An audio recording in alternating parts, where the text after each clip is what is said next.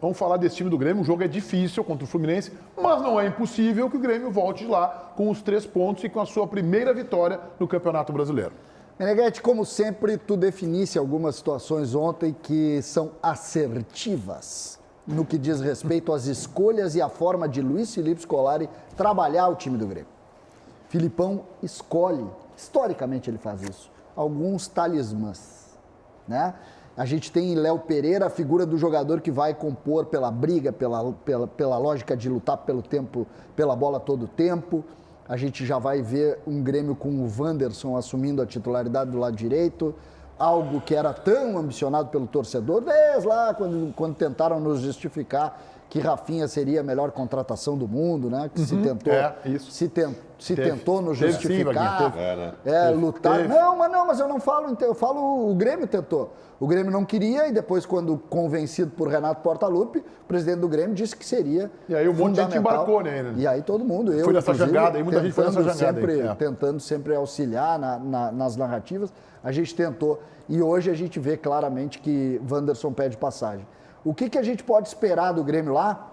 Um Grêmio humilde, que tente se defender, que jogue por uma bola, porque vai ser esta a lógica do Grêmio, Meneghete. Tu acha que vai fazer um retrancão de novo? Eu tenho certeza que a partir de agora a bola é do adversário e o Grêmio vai contra-atacar. O Grêmio entendeu o tamanho do problema em que se meteu e Luiz Felipe Scolari talvez seja o único homem capaz de fazer isso. Pena que não tem o principal jogador para esse esquema, que é o Ferreira, né? Porque tem que ter a velocidade do contra-ataque, né? Para mim, essa é a grande dúvida do Grêmio nos próximos jogos, tá? A grande dúvida do Grêmio nos próximos jogos é que o Grêmio acaba trazendo essas linhas para baixo e os dois jogadores mais avançados, um é Jean-Pierre e o outro é Diego Souza. E nenhum deles tem velocidade, apesar de tentarem falar que o Jean-Pierre é o Usain Bolt tricolor, apesar disso, eles não têm velocidade. Então, o que a gente tem que pensar? O Filipão pode começar a imaginar mexer nessas peças, tá? Eu acho que o GPR não sai mais do time, é talismã dele também. Mas o Diego Souza, para mim, tá com os dias contados. É o time que treinou hoje pela manhã, tá? O time que treinou hoje pela manhã. Chapecó, lateral direita, quem tu acha que foi? Wanderson. Tem certeza? Wanderson. Pois eu vou te dizer então que foi o Wanderson. Wanderson, Jeromel, Kahneman e Cortez. Fernando Henrique, Bob Sim. Aí eu já vou colocar no esquema aqui, que é o esquema do Grêmio, né?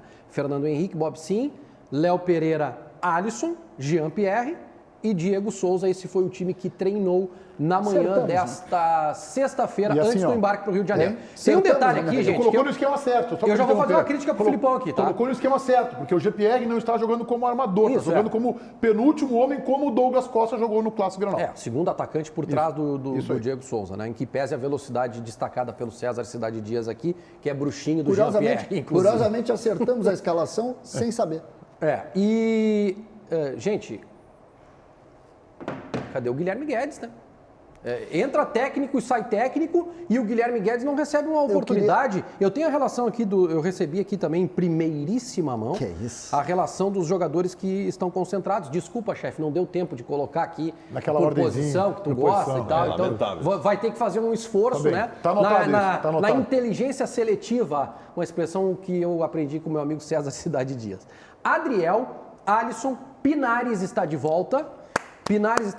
Cortez, Darlan, Diego Souza, Diogo Barbosa, Felipe Mateus. Quem é Felipe Mateus? Quem é Felipe Mateus?